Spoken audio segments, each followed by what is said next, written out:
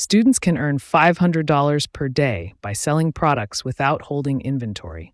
They choose trending products and set up an online store.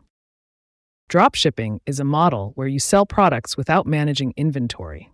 When someone buys, a supplier ships directly to them.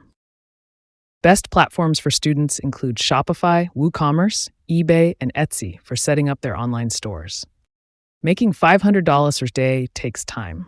Initially, expect 10 to 15 hours a week on product research and customer service. Essential tips include choosing a profitable niche, running paid ads, providing excellent customer service, and optimizing your store. Challenges for students include finding reliable suppliers, marketing complexities, and time management with school.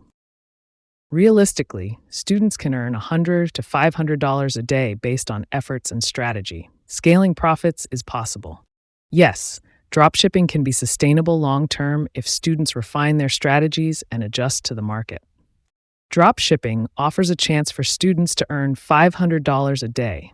With effort, it can turn into a lucrative side hustle.